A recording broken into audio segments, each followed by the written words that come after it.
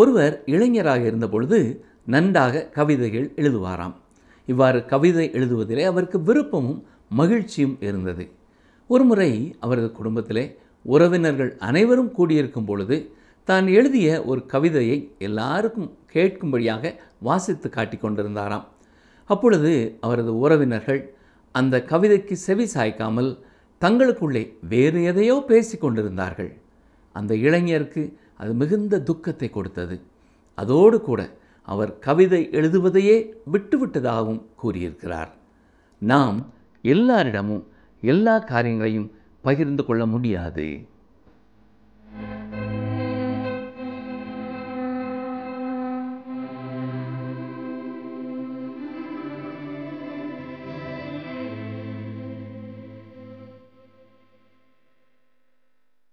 நீதிமொழிகள் மனித வாழ்க்கையில் முக்கியமான வழிகாட்டியாகும். அவை எளிமையான சொற்களில் பெரிய வாழ்வு பாடங்களை கற்பிக்கின்றன. நீதிமொழிகள் மனிதனின் அனுபவங்கள், அறிவு மற்றும் நெறிமுறைகளை அடிப்படையாக கொண்டு உருவாக்கப்பட்டவை. இதனால் அவற்றை கடைபிடித்து வாழ்ந்தால் நம்முடைய வாழ்க்கை நடைமுறைகளில் நல்ல திறமைகளையும் நேர்மையையும் வளர்க்கலாம். மேலும் அவை எது நன்று எது தீமையானது என்பதை விளக்கி நம் செயல்களை சரியான பாதையில் நடத்த உதவுகின்றன. குறிப்பாக வேதாகமத்தை நாம் உன்னிப்பாக நோக்கும் பொழுது இவை மற்ற அறிவுரைகள் போல அல்லாமல் வாழ்க்கைக்கு தேவையான அறிவுரைகளை சரியாக தொகுத்து வழங்கியுள்ளது என்பதை நம்மால் மறுக்க இயலாது. வழக்கம் போல எப்படி நாம் ஒவ்வொரு அதிகாரத்திலும் ஒவ்வொரு விதமான நன்னெறிகளையும் அறநெறிகளையும் கற்றுக்கொள்கிறோமோ, அதே போல இன்றைய தியானத்திற்கான அதிகாரத்திலிருந்தும் நாம் சில விஷயங்களை கற்றுக்கொள்ளப் போகிறோம். அவை என்ன என்பதை நாம் இந்த வேத ஆராய்ச்சி நிகழ்ச்சியில் காண்போம். வாருங்கள். எங்களுக்கு மிகவும் பிரியமான டிரான்ஸ்வர்ல்ட் ரேடியோவின் வேத ஆராய்ச்சி நேயர்களே, இன்று நாம் நீதிமொழிகள் 14ஆம் அதிகாரம் 3ஆம் வசனம் முதல் 15ஆம் அதிகாரம் 2ஆம் வசனம் வரை சிந்திக்கப் போகிறோம். நீதிமொழிகள் 14:3 முதல். மூடன் வாயிலே அவன் அகந்தை கேட்ட மிலாறுண்டு, ஞானவான்களின் உதடுகளோ அவர்களை காப்பாற்றும். இந்த வசனம் தாவீதையும் கோலியாத்தையும் உங்களுக்கு நினைவுபடுத்துகிறது இல்லையா? மூடன் வாயிலே அவன் அகந்தை கேட்ட மிலாறுண்டு. இது கோலியாத்தை தெளிவாக படம் பிடித்து காட்டுகிறது. பெலிஸ்திய படையின் மாபெரும் வீரன் என்ற விதத்திலே அவன் பாராட்டின பெருமை கொஞ்சமல்ல. வானளாவ பேசினான். தாவீது கோலியாத்தை கொல்வதற்காக நெருங்கிய பொழுது கோலியாத் அவனை பார்த்து, நீ தடிகளோட என்னிடத்தில் வர நான் நாயா என்று சொல்லி அவன் தன் தேவர்களை கொண்டு தாவீதை சபித்தான். பின்னும் அந்த பெலிஸ்தியன் தாவீதை பார்த்து, என்னிடத்தில் வா, நான் உன் மாம்சத்தை ஆகாயத்து பறவைகளுக்கும் காட்டு மிருகங்களுக்கும் கொடுப்பேன் என்றான். இந்த பகுதியை 1 சாமுவேல் 17ஆம் அதிகாரத்திலே நாம் பார்க்கிறோம். நீதிமொழிகள் 14ஆம் அதிகாரம் 3ஆம் வசனத்தின் பின்பகுதி என்ன சொல்கிறது? ஞானவான்களின் உதடுகளோ அவர்களை காப்பாற்றும். இது தாவீதின் செய்கைக்கு மிக சரியான எடுத்துக்காட்டாயிருக்கிறது. கோலியாத் முன்பு அகந்தையாக கூறின வார்த்தைகளுக்கு தாவீது கூறும் பதிலை 1 சாமுவேல் 17ஆம் அதிகாரம் 45ஆம் வசனத்திலே பார்க்கிறோம். அங்கே தாவீது என்ன சொல்கிறார்? நீ பட்டயத்தோடும் ஈட்டியோடும் கேடகத்தோடும் என்னிடத்தில் வருகிறாய், நானோ நீ நிந்திக்கிற இஸ்ரவேலுடைய இராணுவங்களின் தேவனாகிய சேனைகளுடைய கர்த்தரின் நாமத்திலே உன்னிடத்தில் வருகிறேன் என்றான். தாவீதின் உதடுகள் தாவீதை காப்பாற்றியது. ஆனால் மூடனான கோலியாத் அவன் அகந்தையான வார்த்தைகளினாலே அழிவை கண்டான். நீதிமொழிகள் 14ஆம் அதிகாரம் 4ஆம் வசனம், எருதுகள் இல்லாத இடத்தில் களஞ்சியம் வெறுமையாயிருக்கும், காளைகளின் பலத்தினாலோ மிகுந்த வரத்துண்டு. இது ஆர்வத்தை தூண்டுகிற ஒரு வசனம். வேதத்தில் அநேக இடங்களிலே காளைகளை எடுத்துக்காட்டாக கொண்டு பல சத்தியங்கள் நமக்கு கற்றுக் கொடுக்கப்பட்டிருக்கின்றன. பழைய ஏற்பாட்டிலே பலியிடப்பட்ட மிருகமாய் இது காணப்படுகிறது. பலியாகிய இயேசு கிறிஸ்துவை இது அடையாளப்படுத்துகிறது. காளை ஒரு பலம் வாய்ந்த மிருகமாய் காணப்படுகிறது. அந்த நாட்களிலே இது சந்தை வெளிகளுக்கு செல்வதற்கும் நிலத்தை உழுவதற்கும் பயன்படுத்தப்பட்டிருக்கிறது. இன்றும் கூட அநேக கிராமங்களிலே விவசாயத்திலே காளை மாடுகள் அதிகமாய் பயன்படுத்தப்படுவதை நீங்கள் பார்க்கலாம். ஆனால் அதே வேளையிலே மாட்டு தொழுவத்தை சுத்தப்படுத்துவது என்பது ஒரு கடினமான பணியாகும். எனவே தொழுவம் சுத்தமாகவே இருக்க வேண்டுமென்றால் காளைகளை விற்றுவிட வேண்டியதுதான் என்று நீங்கள் நினைப்பீர்கள் என்றால், காளைகளின் பலத்தினாலோ மிகுந்த வரத்துண்டு என்ற ஆசீர்வாதத்தை இழந்து போகிறீர்கள். காளைகள் இல்லை என்றால் இடம் சுத்தமாயிருக்கும், அதே வேளையிலே களஞ்சியமும் வெறுமையாகவே இருக்கும் என்பதை மறந்து போகக்கூடாது. இதிலே ஒரு சிறந்த ஆவிக்குரிய சத்தியம் உண்டு. சில வேளைகளிலே சபைகளிலே காணப்படுகிற பிரச்சனைகளை தீர்க்க நாம் முயற்சி எடுக்கிறோம். சபைக்குள் சில பிரிவினைகள் இருக்கும். ஒரு குழு நிர்வாகத்தையே முக்கியத்துவப்படுத்தும், மற்றும் ஒரு குழு ஆவிக்குரிய காரியங்களையே முக்கியத்துவப்படுத்தும். இப்பொழுது இந்த நிர்வாகத்தை சார்ந்த குழுவினர் அடுத்த குழுவை அப்புறப்படுத்த செயல்பட்டு வெற்றி பெற்று விடுகிறார்கள் என்று வைத்துக்கொள்வோம். இப்பொழுது சபையினை சுத்தப்படுத்த காளைகளை வெளியே தள்ளியாயிற்று. இனி சபையை சுத்தப்படுத்தி சுத்தமாக வைத்துக்கொள்ள இயலும் என இந்த குழுவினர் நினைப்பார்கள். ஆனால் இப்பொழுதுதான் காளைகளை போன்ற பலனுள்ள அந்த குழு இல்லாததினாலே ஏற்படும் பின் விளைவுகள் தெரிய வருகிறது. வெளியேற்றப்பட்ட ஆவிக்குரிய காரியங்களிலே ஆர்வம் காட்டின அந்த குழுவினரே எல்லா காரியங்களையும் முன்னே நின்று செய்து கொண்டிருந்தது இப்பொழுதுதான் தெரிய வருகிறது. ஊழியர்களை தாங்குவதற்காக காணிக்கைகளை பிரிப்பதும், தாராளமாய் சபை காரியங்களிலே காணிக்கை கொடுப்பதும், சபையிலுள்ள மற்ற வேலைகளை செய்வதும், மக்களை சந்தித்து உற்சாகப்படுத்தி சபைக்கு அழைத்து வருவது போன்ற அனைத்து பணியையும் இங்கே வெளியே தள்ளப்பட்ட அந்த குழுவினர்தான் செய்து வந்தார்கள் என்பது இப்பொழுதுதான் தெரிய வருகிறது. எனவே ஆலயத்தின் காரியத்திலே பெரிய பின்னடைவை காண்பார்கள். அருமையானவர்களே, தொழுவத்தை சுத்தமாய் வைத்துக் கொள்வதற்காக காளைகளை விற்றுவிடக்கூடாது. அதனால் மிகுந்த வரத்துண்டு. சபையை சுத்திகரிக்கிறோம், இல்லாவிட்டால் சரி செய்கிறோம் என்று கூறி காளைகளைப் போன்ற முக்கியமானவர்களை வெளியே அனுப்பிவிடக்கூடாது. தேவனுடைய பணியிலே யாரெல்லாம் காளைகளைப் போல சிறப்பாய் காணப்படுகிறார்கள் என்பதை கண்டுபிடித்து அவர்களை நடத்த வேண்டிய விதத்திலே நடத்துவது அவசியமானது. அதே போல நாம் தனிப்பட்ட நம்முடைய உறவிலேயும் ஐக்கியத்திலும் இந்த பாடம் நமக்கு முக்கியமானது. ஒரு தேவ மனிதர் தன்னுடைய அனுபவத்தை இவ்வாறு சொல்லியிருக்கிறார். அவரும் அவருடைய நண்பரும் வேத வாசிப்பு, ஜெபம் போன்ற காரியங்களிலே மிகவும் ஐக்கியமாயிருப்பார்கள். ஆனால் அதே வேளையிலே அவருக்கும் அவருடைய நண்பருக்கும் இடையிலே விளையாடும் இடத்திலே அநேக கருத்து வேறுபாடுகள் உண்டாகுமாம். தேவ மனிதருடைய நண்பர் இது என்ன அது என்ன என்று கேள்வி கேட்டு எரிச்சலை மூட்டுவாராம். ஆனாலும் அந்த தேவ மனிதர் இப்படிப்பட்ட எரிச்சலை நிமித்தம் தன் நண்பரை வெறுத்து ஒதுக்கிவிடவில்லை. முயற்சி எடுத்து தன்னுடைய ஐக்கியத்தை காத்துக்கொள்ள அவர் பாடுபட்டார் என்று குறிப்பிடுகிறார். தன் நண்பரோடு கூட உள்ள உறவை விட்டுவிட்டால் எரிச்சலுக்கு இடமில்லை, நிம்மதியாயிருக்கும். காளைகளை விற்றுவிட்டால் மாட்டுத்தொழும் சுத்தமாயிருப்பது போல அவருடைய உறவிலே நிம்மதி உண்டாகும். ஆனால் அதைவிட மேலான மிகுந்த பயனுள்ள ஆவிக்குரிய ஐக்கியம் போய்விடுமே. எனவே அவர் காளைகளை விற்றுவிடவில்லை, நண்பனோடு உள்ள உறவை விட்டுவிடவில்லை. காளைகளின் பலத்தினாலே வருகிற மிகுந்த வரத்தை விட்டுவிட விரும்பாமல் வைத்து கொள்ள விரும்பினார். அருமையானவர்களே, உங்கள் ஐக்கியத்திலேயும் சின்ன சின்ன பிரச்சனைகளுக்காக ஐக்கியத்தை முறித்து கொள்ளாதிருங்கள். அதனால் பெரிய நன்மைகளை இழந்து போவீர்கள். நீதிமொழிகள் 14ஆம் அதிகாரம் 5ஆம் வசனம், மெய் சாட்சிக்காரன் பொய் சொல்லான், பொய் சாட்சிக்காரனோ பொய்களை ஊதுகிறான். இயேசு கிறிஸ்துவானவர் உண்மையும் சத்தியமுமான சாட்சியாயிருக்கிறார். நாமும் அப்படிப்பட்ட சாட்சிகளாய் இருக்க வேண்டுமென்றே வேதம் போதிக்கிறது.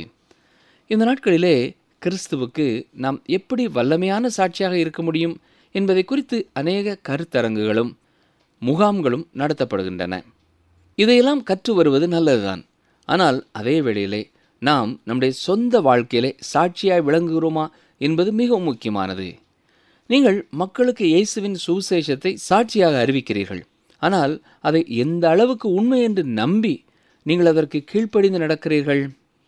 நீங்கள் உங்களுடைய வாழ்க்கையிலே கற்றுக்கொண்ட சத்தியங்களுக்கு கீழ்ப்படியாமல் வேதத்திலே சொல்லப்பட்டிருக்கிற சத்தியத்தை மட்டும் நீங்கள் மற்றவர்களுக்கு வாசித்து காட்டுவீர்கள் என்றால் நீங்கள் பொய் சாட்சிக்காரராய் இருக்கிறீர்கள். ஆனால் மெய் சாட்சிக்காரர்கள் இயேசு கிறிஸ்துவை தங்கள் சொந்த வாழ்க்கையிலே ஏற்றுக்கொண்டு இருப்பதனாலே அவர்கள் சொல்லுகிற சாட்சி மெய்யானதாயிருக்கும். நீதிமொழிகள் 14ஆம் அதிகாரம் 9ஆம் வசனம், மூடர் பாவத்தை குறித்து பரியாசம் பண்ணுகிறார்கள், நீதிமான்களுக்குள்ளே தயை உண்டு. பாவத்தை குறித்து பரியாசம் பண்ணுவதற்கு இயேசபேல் ஒரு சிறந்த எடுத்துக்காட்டாயிருக்கிறாள். நாம் இப்படிப்பட்ட மக்களை விட்டு பிரிந்து வாழ வேண்டும் என்று வேதம் நமக்கு எச்சரிப்பு கொடுக்கிறது. நீதிமொழிகள் 14:10, இருதயத்தின் கசப்பு இருதயத்திற்கே தெரியும், அதன் மகிழ்ச்சிக்கு அந்நியன் உடந்தையாகான். நம்முடைய இருதயத்திலே சில வேளைகளிலே மகிழ்ச்சியும் சில வேளைகளிலே கசப்பும் காணப்படுகிறதை நீங்கள் பார்க்கலாம். நாம் இவற்றை மற்றவர்களோடு பகிர்ந்து கொள்ள விரும்புவோம், ஆனால் அவர்கள் அதை புரிந்து கொள்ள மாட்டார்கள். நாம் முக்கியமாக கருதுவதை மற்றவர்கள் சாதாரணமாய் கருதுவார்கள். ஒரு தேவ மனிதர் புற்றுநோயினாலே பாதிக்கப்பட்டு ஆஸ்பத்திரியிலே அனுமதிக்கப்பட்டிருந்தார். அப்பொழுதெல்லாம் அவர் இயேசுவை நோக்கி பார்த்தபடினாலே இயேசு அவரோடு இடைப்பட்டார். அவர் ஜீவனோடு இருக்கிறதை வெளிப்படுத்தி காட்டினார். மேலும் அவருடைய அறுவை சிகிச்சையிலே வெற்றியை கொடுத்து புற்றுநோயிலிருந்து பரிபூர்ணமான விடுதலையை இயேசு கொடுத்தார். பின்னர் அவருடைய உறவினர்கள் எல்லாரும் அவரை பார்க்க வந்தபொழுது, நீர் எப்படி சுகமானீர் என்று கேட்டார்கள். உடனே அந்த தேவ மனிதர், இயேசுதான் என்னை சுகமாக்கினார் என்று சொல்லி சாட்சியாக நடந்தது எல்லாவற்றையும் அறிவித்தார். இதை இருதயத்தின் ஆழத்திலிருந்து மிக மகிழ்ச்சியோடு கூட அவர் கூறிக்கொண்டிருந்தார். ஆனால் அவருடைய உறவினர்களோ அவிசுவாசத்தினாலே இதை கேட்க மனமற்றவர்களாக தங்கள் செவியை திருப்பிக் கொண்டார்கள். இது அந்த தேவ மனிதருக்கு ஏமாற்றத்தை கொடுத்தது. அப்பொழுது அந்த தேவ மனிதர் தனக்குள்ளேயே, மற்றவர்களுடன் நான் பகிர்ந்து கொள்ள முடியாத ரகசியம் இதுதான் போல இருக்கிறது என்று கூறிக்கொண்டாராம். அதே போல இந்த தேவ மனிதர் இளைஞனாய் இருந்தபொழுது நன்றாக கவிதைகளை எழுதுவாராம். எனவே கவிதை எழுதுவதிலே அவருக்கு மிகவும் பிரியமும் மகிழ்ச்சியும் இருந்தது. ஒருமுறை அவர் எழுதிய கவிதையை தன் உறவினர்கள் எல்லாரும் சூழ்ந்திருக்கும் பொழுது மிகுந்த மகிழ்ச்சியோடு வாசித்து காட்டினார். அப்பொழுது அவருடைய உறவினர்கள் அந்த கவிதைக்கு செவி சாய்க்காமல் தங்களுக்குள்ளே வேறு எதையோ பேசி கொண்டிருந்தார்கள். அந்த இளைஞருக்கு மிகுந்த துக்கத்தை அது கொடுத்தது. அதோடு கூட கவிதை எழுதுவதையே தான் விட்டுவிட்டதாகவும் அவர் குறிப்பிட்டிருக்கிறார். அருமையானவர்களே, நாம் மற்றவர்களிடம் சில காரியங்களை மட்டுமே பகிர்ந்து கொள்ள முடியும். அதுபோலவே இன்னும் சில காரியங்களை நாம் மற்றவர்களோடு பகிர்ந்து கொள்ளும் பொழுது நம்முடைய மகிழ்ச்சியை அவர்களுக்கு கொடுக்க முடியாது. இருதயத்தின் கசப்பு இருதயத்திற்கே தெரியும், அதன் மகிழ்ச்சிக்கு அந்நியன் உடந்தையாகான். நீதிமொழிகள் 14ஆம் அதிகாரம் 12ஆம் வசனம், மனுஷனுக்கு செம்மையாய் தோன்றுகிற வழி உண்டு, அதன் முடிவோ மரண வழிகள். இந்த வசனத்திற்கு இன்றைய நாட்களிலே காணப்படுகிற புது புது கொள்கைகளையும் தத்துவங்களையும் சொல்லலாம். உலகத்திலே மட்டுமல்ல, தேவனுடைய சபைக்குள்ளும் இப்படிப்பட்ட புதுமைகள் புகுவதை நாம் பார்க்கிறோம். இது பார்ப்பதற்கு செம்மையாக, அழகாக, அறிவிற்கு உகந்ததாக காணப்படும். இப்படிப்பட்ட புது வகையான கொள்கைகள் விரைவாக வளர்ச்சியடையும். ஏனென்றால் இவைகள் மாம்சத்தின் கிரியைகளுக்கு அதிக முக்கியத்துவம் கொடுக்கிறவைகளாய் காணப்படுகின்றன. நீங்கள் இதை செய்தால் அல்லது இவற்றையெல்லாம் செய்யாமல் இனிமையாக பழகினால் வாழ்விலை சாதித்து விட முடியும் என்று கூறுவார்கள். இப்படிப்பட்ட பாதைகள் மனுஷனுக்கு செம்மையாய் தோன்றுகின்றன, ஆனால் அதன் முடிவோ மரண வழிகள், தேவனிடத்திலிருந்து முழுவதுமாக பிரிக்கப்பட்ட நிலைமை. அருமையானவர்களே, நாம் சரியான வழியிலே செல்ல வேண்டியது எவ்வளவு அவசியம் பார்த்தீர்களா? இயேசு கிறிஸ்து யோவான் 14ஆம் அதிகாரம் 6ஆம் வசனத்தில் என்ன சொல்லியிருக்கிறார்? நானே வழியும் சத்தியமும் ஜீவனுமாயிருக்கிறேன், என்னாலே அல்லாமல் ஒருவனும் பிதாவினிடத்தில் வரான் என்கிறார். நீதிமொழிகள் 14ஆம் அதிகாரம் 15 முதல் 18 வசனங்களையும் கவனியுங்கள். பேதையானவன் எந்த வார்த்தையையும் நம்புவான், விவேகியோ தன் நடையின் மேல் கவனமாயிருக்கிறான். ஞானமுள்ளவன் பயந்து தீமைக்கு விலகுகிறான், மதியீனனோ மூர்க்கம் கொண்டு துணிகரமாயிருக்கிறான். முற்கோபி மதிகேட்டைச் செய்வான், துர்ச்சிந்தனைக்காரன் வெறுக்கப்படுவான். பேதையர் புத்தியீனத்தை சுதந்தரிக்கிறார்கள், விவேகிகளோ அறிவினால் முடிசூட்டப்படுகிறார்கள். பொதுவாக தேவனுடைய பிள்ளைகள் எதை சொன்னாலும் நம்பிவிடுகிறார்கள். இவர்கள் உலக அறிவிலே குறைவானவர்கள் என்ற கருத்தை அநேகர் சொல்ல கேட்டிருப்பீர்கள். ஆனால் அது தவறான ஒரு கருத்து. தேவனுடைய பிள்ளையானவன் தேவனை உண்மையாக பின்பற்றும் பொழுது அவன் இப்படிப்பட்ட நிலைமையில் இருக்க மாட்டான். அவன் சொல்லப்படுகிற எந்த காரியத்தையும் எல்லாவற்றையும் அப்படியே நம்பிவிடுகிறவன் அல்ல. இயேசு கிறிஸ்துவின் சீடர்களை பாருங்கள்.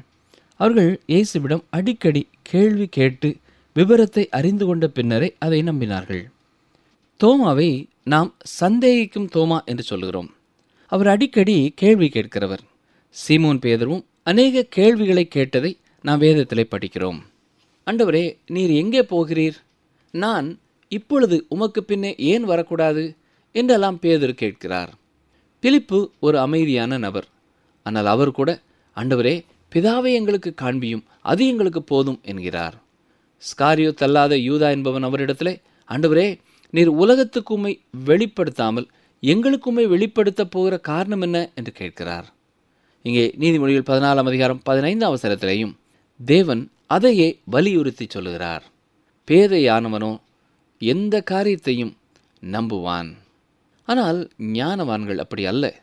அவர்கள் அவ்விதமாக பேதமையான காரியங்களை எல்லாம் செய்ய மாட்டார்கள். கேட்கிற எல்லாவற்றையும் அப்படியே நம்புகிறவர்கள் அல்ல. விசுவாசம் என்பது இருளிலே தடவிக்கொண்டு தெரிகிற காரியம் அல்ல. வெளிச்சத்தில் நடக்கிற தெளிவான ஒரு நடை. நாம் எதை அறிந்து கொண்டிருக்கிறோமோ அதை விசுவாசிப்பது. அருமையானவர்களே, விசுவாசம் என்பது ஒரு உறுதியான அஸ்திபாரமாகும். உறுதியான அஸ்திபாரமில்லாத உண்மைகளின் மீது நீ விசுவாசம் வையாதே என்று கர்த்தர் சொல்கிறார். பேதையானவன் தான் எந்த வார்த்தையையும் நம்புவான். விவேகியானவன் அவன் ஞானமுள்ளவன். கேட்பதை அவன் சோதித்து அறிகிறான். கர்த்தருக்கு பயப்படுகிறதுனாலே ஞானியானவன் தான் கேட்டதை சோதிக்கிறான். இவன் பிரசங்கியார் சொல்கிறாரே என்பதற்காக எல்லாவற்றையும் ஏற்றுக்கொள்கிறவன் அல்ல. பிரசங்கியார் கூறியது எல்லாம் வேதத்தின் அடிப்படையிலே கூறினாரா என்று வேதத்தை வைத்தே சோதித்து பார்க்கிறான். யார் வேதத்தை பற்றி என்ன கூறினாலும் நாம் வேத வசனத்தை வைத்தே அதை சோதித்து பார்க்க வேண்டும். வேதத்திலே அவர்கள் கூறிய கருத்தின் அடிப்படை இருந்தாலே ஏற்றுக்கொள்ள வேண்டும். நீதிமொழிகள் 14ஆம் அதிகாரம் 20ஆம் வசனம், தரித்திரன் தனக்கு அடுத்தவனாலும் பகைக்கப்படுகிறான், ஐஸ்வர்யவானுக்கோ அநேக சிநேகிதர் உண்டு. இது நாளுக்கு நாள் அதிக உண்மையாகிக் கொண்டே இருக்கிறது என்று சொல்லலாம். இவ்வாறு பாரபட்சம் காட்டுவது உலக காரியங்களிலே மட்டுமல்ல, ஆவிக்குரிய வட்டாரத்திலேயும் இன்றைக்கு பெருகிக் கொண்டிருக்கிறது. நீதிமொழிகள் 14ஆம் அதிகாரம் 21ஆம் வசனத்தை பாருங்கள். பிறனை அவமதிக்கிறவன் பாவம் செய்கிறான், தரித்திரனுக்கு இறங்குகிறவனோ பாக்கியம் அடைவான். நீங்கள் எப்படிப்பட்டவர்களாயிருக்கிறீர்கள்? தரித்திரருக்கு இறங்குவதை குறித்து நீங்கள் எப்படி செயல்படுகிறீர்கள்? உங்களுக்கு திரும்ப தர இயலாதவர்களுக்கு நீங்கள் இறங்குகிறீர்களா? நீங்கள் தரித்திரருக்கு இறங்குவீர்கள் என்றால் பாக்கியம் அடைவீர்கள். நீதிமொழிகள் 14ஆம் அதிகாரம் 23ஆம் வசனம், சகல பிரயாசத்தினாலும் பிரயோஜனம் உண்டு, உதடுகளின் பேச்சோ வறுமையை மாத்திரம் தரும். சிலர் பேச மட்டும் செய்வார்கள், அவர்கள் காரியங்களை செய்ய மாட்டார்கள். சிலர் காரியங்களை செய்கிறவர்களாக இருப்பார்கள், அவர்கள் அதிகம் பேச மாட்டார்கள். ஆகவே பொதுவாக ஜனங்களை நாம் பேசுகிற ஜனங்கள் என்றும் செயல்படுகிற ஜனங்கள் என்றும் இரண்டு பிரிவாய் பிரிக்கலாம். நீதிமொழிகள் 14ஆம் அதிகாரம் 24ஆம் வசனம், ஞானிகளுக்கு முடி அவர்கள் செல்வம், மூடரின் மதியினம் மூடத்தனமே. இங்கே செல்வம் என்று சொல்லப்படுவது பொருளாதார செல்வத்தை அதிகமாக குறிக்கிறதில்லை. அவ்வாறு அநேகர் உலக செல்வத்தை அல்ல, ஆவிக்குரிய ஆசீர்வாதத்தால் செல்வவான்களாய் காணப்படுகிறார்கள். இதுவே முக்கியமானதும் கூட. நீதிமொழிகள் 14ஆம் அதிகாரம் 25ஆம் வசனம், மெய்சாட்சி சொல்லுகிறவன் உயிர்களை ரட்சிக்கிறான், வஞ்சனைக்காரனோ பொய்களை ஊதுகிறான்.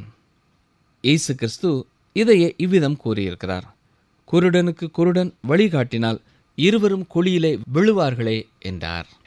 நீதிமொழிகள் 14ஆம் அதிகாரம் 27ஆம் வசனம், கர்த்தருக்கு பயப்படுதல் ஜீவ ஊற்று, அதனால் மரண கண்ணிகளுக்கு தப்பலாம். இந்த நீதிமொழிகளின் துவக்கத்திலிருந்து கர்த்தருக்கு பயப்படுதலை பற்றி போதிப்பதையே ஆவியானவர் முக்கிய நோக்கமாய் கொண்டிருக்கிறார். நீதிமொழிகள் 14:30, சொஸ்த மனம் உடலுக்கு ஜீவன், பொறாமையோ எலும்புருக்கி. இது எவ்வளவு உண்மை! பொறாமையானது உங்கள் மகிழ்ச்சியையும் தேவனோடு உள்ள ஐக்கியத்தையும் கெடுக்கிறது. அது மட்டுமல்ல, அது உங்கள் சரீரத்தையும் பாதிக்கிறது. நீதிமொழிகள் 14:34, நீதி ஜனத்தை உயர்த்தும், பாவமோ எந்த ஜனத்துக்கும் இகழ்ச்சி. அநேகர் செல்வமும் புகழும் தான் தங்களை உயர்த்தும் என்று எண்ணுகிறார்கள். ஆனால் வேதம் என்ன சொல்கிறது தெரியுமா? நீதியே ஜனத்தை உயர்த்தும் என்று கூறுகிறது. இன்று உலக நாடுகளும் இதை நம்புகிறதில்லை. ஆனால் வரலாறு இதற்கு சாட்சி பகருகிறது. நீதி ஜனத்தை உயர்த்தும் என்பதை அறிந்து பின்பற்றாத தேசமும் ஜனமும் அழிவையும் தாழ்மையையும் அடைந்ததென நீங்கள் வரலாற்றிலே பார்க்கலாம். பாவமோ எந்த ஜனத்துக்கும் இகழ்ச்சி என்ற ஜீவ வார்த்தைக்கு எடுத்துக்காட்டாயிருக்கிறார்கள். தொடர்ந்து நீதிமொழிகள் 15ஆம் அதிகாரத்தையும் சற்றே பார்ப்போம். இந்த அதிகாரத்திலே நன்மையை குறித்தும் தீமையை குறித்தும் கூறி அதற்கு இடையே உள்ள வேறுபாடுகளை ஞானி கூறுகிறார். மேலும் நாவின் செயல்களை பற்றி முதலாவது கூறி பின்னர் இருதயத்தின் காரியங்களை பற்றி அவைகளின் முக்கியத்துவத்தை பட்டியலிடுகிறார். நாவினை பற்றிய வசனத்தை பாருங்கள். நீதிமொழிகள் 15:1, மெதுவான பிரதியுத்தரம் உக்கிரத்தை மாற்றும், கடும் சொற்களோ கோபத்தை எழுப்பும். இந்த வசனத்திற்கு அபிகாயிலும் நாபாலுமே சரியான எடுத்துக்காட்டாயிருப்பார்கள். அநேக பழமொழிகள் இவளுடைய வாழ்க்கையை பற்றி சொல்வதிலே சரியாக பொருந்தும். அபிகாயில் ஒரு அழகான பெண், ஆனால் நாபாலோ ஒரு மூடன். அபிகாயிலின் கணவன் பெரிய செல்வந்தன். மூடர்களின் செல்வம் எவ்வாறு அவர்களுக்கு அழிவை தருகிறது என்பதை அவனுடைய வாழ்க்கையை எடுத்து காட்டுகிறது.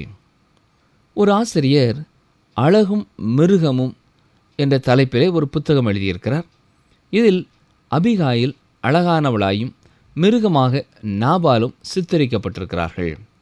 நாபால் தாவீதின் ஊழியர்களை அவமானப்படுத்தி தாவீதுக்கு இழிவான பதிலை அனுப்பியதை அபிகாயில் அறிந்தாள். உடனே அவனுக்கு தேவையான எல்லா பொருட்களையும் சேர்த்து கொண்டு தாவீதின் முன் வந்து பணிந்தாள். தாவீது வரும் கால அரசன் என்பதை அபிகாயில் உணர்ந்தவளாக மெதுவான பிரதியுத்தரத்திலே பேசினாள். என் ஆண்டவனுடைய ஆத்துமா உம்முடைய தேவனாய கர்த்தரின் ஆதரவில் இருக்கிற ஜீவனுள்ளோருடைய கட்டிலே கட்டப்பட்டிருக்கும் என்று மிக அழகாய் எடுத்துச் சொல்கிறாள். இவ்வாறு அவளுடைய இனிமையான பதிலினாலே தாவீதின் கோபம் மாறியது என்று பார்க்கிறோம். மெதுவான பிரதியுத்தரம் உக்கிரத்தை மாற்றும். அதே வேளையிலே நாபாலின் கடும் சொற்களோ முதலாவது கோபத்தை எழுப்பியது என்பதையும் நாம் அறிவோம். இயேசு கிறிஸ்துவை பாருங்கள். அவர் பரிசேயர்களிடத்திலே கடுமையான வார்த்தைகளினாலே பேசுகிறதையும் கடிந்து கொள்ளுகிறதையும் மத்தேயு 23ஆம் அதிகாரத்திலே பார்க்கிறோம். அதே நேரத்திலே யோவான் 8ஆம் அதிகாரம் 11ஆம் வசனத்திலே விபச்சாரத்திலே கையும் களவுமாய் பிடிக்கப்பட்டாள் என்று கொண்டு வரப்பட்ட பெண்ணிடத்திலே பேசும்பொழுது, நானும் உன்னை ஆக்கனைக்குள்ளாக தீர்க்கிறதில்லை, நீ போ, இனி பாவம் செய்யாதே என்று கூறி கனிவாக பேசினார். எனவே பிரியமானவர்களே, நாமும் யார் யாரிடத்திலே கடினமாய் பேச வேண்டுமோ அவர்களிடத்திலே கடுமையாகவும், இனிமையாக அன்போடு கரிசனையோடு பேச வேண்டியவரிடத்திலே கரிசனையோடு பேசவும் ஒரு தீர்மானம் செய்வோம். நீதிமொழிகள் 15ஆம் அதிகாரம் 2ஆம் வசனம், ஞானிகளின் நாவு அறிவை உபயோகப்படுத்தும், மூடரின் வாயோ புத்தியினத்தை கக்கும். நாம் ஏற்கனவே சிந்தித்தது போல மீண்டும் நாவை குறித்து இங்கேயும் சொல்லப்பட்டிருக்கிறது. போதை பழக்க வழக்கத்தினாலே வருகிற தீமையை விட நாவை தவறாக பயன்படுத்துவதனாலே வரும் தீமை மிக அதிகம் என்று வேதத்தை ஆராயும் பொழுது நாம் தெரிந்து கொள்ள முடிகிறது. அதற்காக நாம் போதை மருந்து பழக்கத்திலே இருக்கலாம் என்பது அர்த்தமல்ல. போதை பழக்கம் தவறானதே. அதனால் அநேக தீமைகள் உடலுக்கும் ஆத்மாவிற்கும் விளைகிறது. கர்த்தரும் அதை வெறுக்கிறேன் என்று சொல்லுகிறார். இந்த சிறிய நாவு நீங்கள் உண்மையில் எப்படிப்பட்டவர்கள் என்பதை வெளிப்படுத்தி காட்டுகிறதா இருக்கிறது. அறிவை உபயோகப்படுத்தி பேசுகிறவனை ஞானி என்றும், மூடத்தனமாய் பேசி பிரச்சனையிலே மாட்டிக்கொள்கிறவர்களை மூடர் என்றும் நிதானித்து விடலாம். இந்த சிறிய நாவின் தீமைகளை குறித்து யாக்கோபு 3ஆம் அதிகாரத்திலே மிக தெளிவாய் சொல்லியிருக்கிறார். பிரியமானவர்களே, நாவு ஆபத்தான ஒரு சிறிய கருவி. எனவே நாமும் அதை குறித்து ஜாக்கிரதை உள்ளவர்களாக இருக்க வேண்டும். ஜெபிப்போமா. எங்களை அதிகமாய் நேசிக்கிற எங்கள் அன்பின் பரம தந்தையே, இன்றைக்கும் நாங்கள் கற்றுக்கொண்ட பலவிதமான சத்தியங்களுக்காக உமக்கு நன்றி செலுத்துகிறோம். அப்பா, இந்த வசனங்களெல்லாம் வாசிக்கும் பொழுது நீர் எங்களுக்கு காட்டுகிறீர். அதற்காக உமக்கு நன்றி செலுத்துகிறோம். நாங்கள் எந்தெந்த காரியங்களிலே எங்களுடைய வாழ்க்கையிலே எங்களை நாங்களே மாற்றிக்கொள்ள வேண்டுமோ, எந்தெந்த காரியங்களிலே கவனமாய் இருந்து நாங்கள் மனம் திரும்ப வேண்டுமோ அதை குறித்து தொடர்ந்து எங்களோடு பேசும்.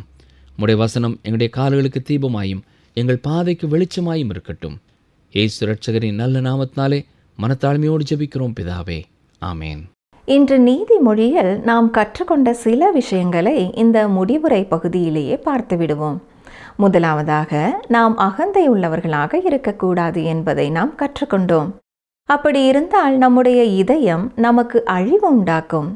இரண்டாவதாக, எருதுகள் இல்லை என்றால் களஞ்சியம் இருக்காது. அதாவது ஏதோ ஒரு இடத்தில் இருந்து நமக்கு தகாதவர்கள் இருக்கிறார்கள் என்பதற்காக அவர்களுடைய நன்னடக்கத்திற்கான மற்ற பகுதிகளை நாம் மறந்துவிடக்கூடாது. அது மட்டும் இல்லாமல் நாம் மெய்சாட்சிக்காரர்களாக இருந்து பொய் சொல்லாமல் இருக்க வேண்டும். அப்படி இருந்தால் மகிழ்ச்சியுடன் இருக்கலாம் என்பதையும் நாம் கற்றுக்கொண்டோம்.